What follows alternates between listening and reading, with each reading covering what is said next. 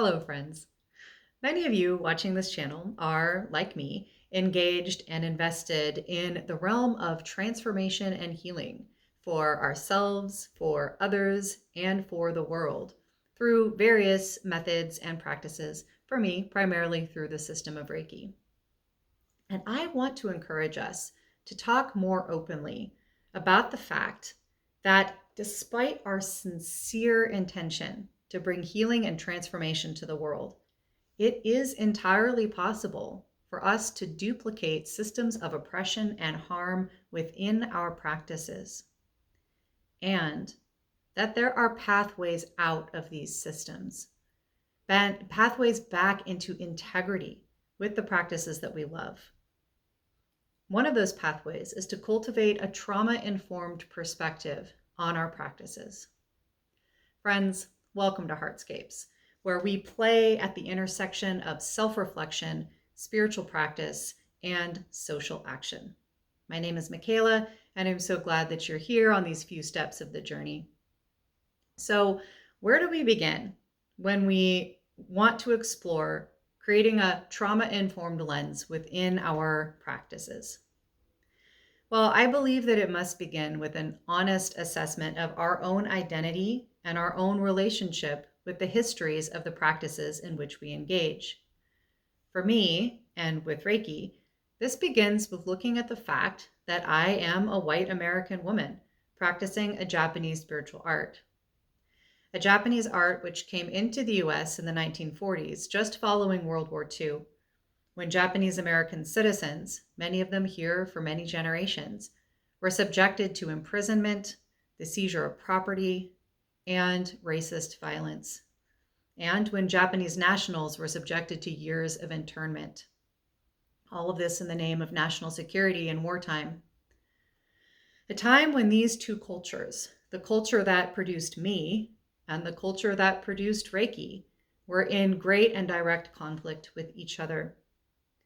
And as a result of that, many Japanese Americans and Japanese nationals were subjected to oppression, violence, and generational trauma. Further, Reiki came to the US through Hawaii. And at that time that Reiki was being introduced to Hawaii through Hawaii Otakara, Hawaii was not yet formally a US state. Hawaii was in this time of transition, this like political limbo between 1894, when the sovereign kingdom of Hawaii was ceded as a US territory under great duress and protest by the Queen Liliuokalani, and 1959, when Hawaii was made a state along with Alaska. Hawaii was ceded not because it was seen as a mutually beneficial political arrangement for the Hawaiian people, but in order to prevent further violence against them. It's into this political landscape, this historical moment, that Reiki entered the United States. Post-World War II, post-imprisonment of Japanese Americans and internment of Japanese nationals, and in the wake of the forced ceding of Hawaii into the US. All of that is carried within the history of Reiki in the US and, further into Europe and other places that it flowed from here. And all of that is alongside the brilliance, the beauty, and the healing of this practice. That's all carried inside of me as a white American woman practicing this art. So for me, a trauma-informed Reiki practice must begin here with an acknowledgement of the generational trauma that's embedded in a certain way into this practice in America, and by extension into Europe and all of the lands to which it has spread ever since. When I first started to come to terms with this as a budding practitioner with 12 years of professional experience in social justice leadership, it was paralyzing. When I really began to acknowledge that my early Reiki training did not include an education about this history. It didn't include context for the Japanese origins of the practice or perspectives that are more authentically Japanese as opposed to Western. It was paralyzing. And for a time, I began to feel that perhaps I could not continue practicing. that it was perhaps not in integrity for me to do so. And yet, Reiki had chosen me. I had chosen Reiki. And I had already experienced profound transformation in those first couple of years as this practice flowed into my life and as I shared it with others. So it did not, it didn't really feel like an option to stop practicing, but it also didn't feel like an option to practice in a way that did not feel in integrity to me. And so I had to ask myself, how can I come into integrity with this practice as much as I can? Knowing that I'll always be imperfect, that I will always make mistakes, knowing there will always still be others who believe that I am not really entitled to this practice, and that to a certain extent, I don't disagree with them. How can I come into integrity with this practice so that I can continue to take it into my life and share it with others? The work that I've now developed in cultivating a trauma-informed Reiki practice is one of those ways. It's one of the answers to that question. It's part of coming into integrity. And in a bit, I'll share a bit more about how you can engage with this work.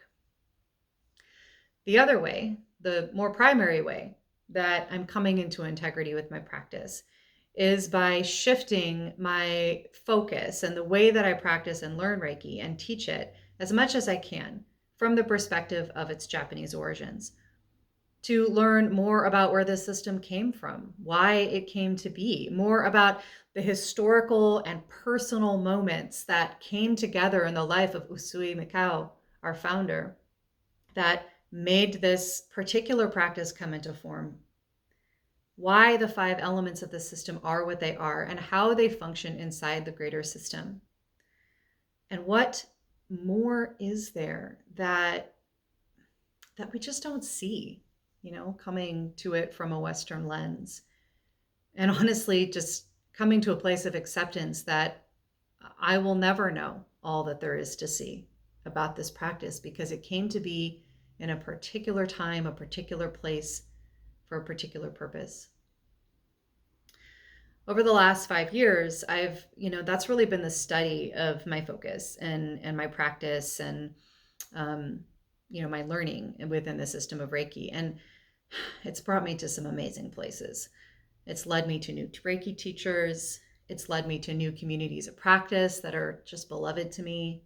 It's led me to study Shingon Buddhism in temples in Portland and Seattle. And it's led me to finally cultivate the courage to create a class on trauma-informed Reiki, to share the pieces that I've learned over the years about the ways that trauma lives in our bodies, the way that it is passed on through generations, the way that it's passed on through our DNA, how it shows up in all aspects of our life, including on the Reiki table. To embrace the fact that Reiki can be a profoundly healing and beautiful aspect of our lives, and into the treatment of trauma if that is something that we need. And yet, it can also be a place that exacerbates that very trauma inside of ourselves and in others. It can be a place where oppressive systems are duplicated. It can be a place where we just don't yet know how to hold a comprehensive space of safety, because we cannot fully understand what each individual needs for safety when they come through our door. And we haven't yet learned protocols to account for that diversity. It can be all of these things. I've been feeling called over these last couple of years to share what I've experienced and learned about how to cultivate a trauma-informed Reiki space, one that translates to other modalities and other practices, a space of healing that generates, as much as we can, a sensation of safety, of consent, of the ability of others to control their own experience and be empowered by that. And by creating this sort of container through shifts in our mindsets, in our practices, and the protocols that we employ, we can ensure that we're doing our very best to create safety for everyone who comes through our door, whether or not we know what they're carrying on a given day. Because honestly, we don't have to know. We just have to hold ourselves in compassion for those times that we did not know any better, compassion for everyone who walks through the door, and be willing to risk making mistakes, willing to take responsibility for those mistakes in service of greater healing and transformation. I've had many experiences in my 8-year journey with Reiki as a practitioner and then as a teacher when I did not know any better. And I made mistakes. And some of those mistakes caused harm. And I've had times of feeling great shame about that, about those moments, about those mistakes. And just as my uncertainty with how to hold the complex history of Reiki alongside my own identity, threatened to shut down my ability to practice at times, so too did that shame. It's that, perhaps more than anything else, that inspires me to want to share what I know with you, as imperfect as it is, because I know the incapacitating power of shame, the incapacitating power of believing that we are defined by our mistakes, the belief that we can't recover from them, and we certainly can't talk about them in public. I don't know if you can relate to that feeling, but it's definitely one that I've struggled with. So part of why I created this channel on YouTube and part of why I created this class is to talk to you about my mistakes, to share what I've learned from them and the studies and the learning that they've prompted, to share protocols and practices and shifts in our mindsets that I believe through my experiences will make us better. There's not a single person watching this right now who intends to cause harm. Well, I mean, there might be, but if you do, I invite you to show yourself out. But honestly, I believe that there isn't a person here who does not wish to create a container of safety, of consent, of empowerment for the people that choose to be with us in this work. And I believe that these practices will help us to get us there and to stand in even more integrity in that desire. So friends, let's begin. As a starting point, I have created a self-assessment to share with all of you. I invite you to take it. It will begin to reveal the nature of the shifts that I'm talking about. It will help you to see where you're already incorporating practices and mindsets, perspectives that are trauma informed, and places where you could shift and develop them further, make changes to be stronger in this way. And if this topic sparks an interest for you, if you want to take it deeper, I invite you to join me for my Cultivating a Trauma-Informed Reiki class. The emphasis is on Reiki, but the practices, protocols, mindsets we'll be discussing are applicable across a wide variety of practices. The first of these is being offered February 22nd, 2022, and then I intend to hold them quarterly after that.